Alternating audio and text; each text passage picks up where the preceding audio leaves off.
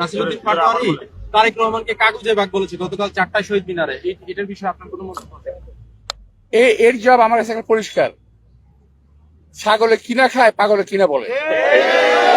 আব্বাস ভাই, সবাই বলছে আপনি অনেক ধৈর্যের পরিচয় দিচ্ছেন, অনেক স্লেজিং এর মুখে আছেন, আপনি আসলে বিষয়টা কিভাবে ম্যানেজ করছেন? এটা আমি মনে করি যে আল্লাহ তালা আমার একটা পরীক্ষা নিচ্ছেন, এবং আমি চাই যে আল্লাহ তালা যেন আমার ধৈর্য দ্বারা পরীক্ষাটা ইলেকশন মতো রাখেন।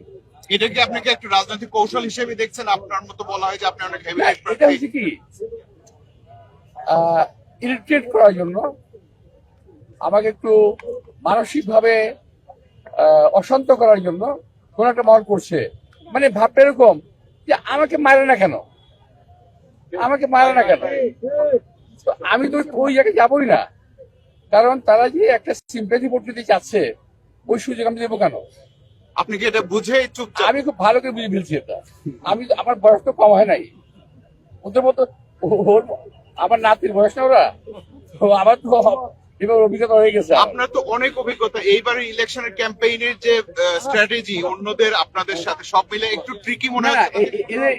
এবারে নির্বাচনে ওদের কোনো স্ট্র্যাটেজি নাই। ওদের স্ট্র্যাটেজি হলো কোন রকম ক্ষমতায় যাওয়া, পার্টিকে বিরক্ত করে, মানে কোনো বিরোধী দলকে, অপোজিশন পার্টিকে বিরক্ত করে একটা সিন ক্রিয়েট করে সিম্পেথি নেওয়া। লাস্ট একটা জিনিস সবাই বলছে যে ঢাকা আর্ট হচ্ছে যে ভাইরাল আর্ট বলা হচ্ছে, এবং বাংলাদেশে অন্য যে কোনো আসনের চেয়ে আপনার এই আসনটা সবচেয়ে বেশি আলোচিত।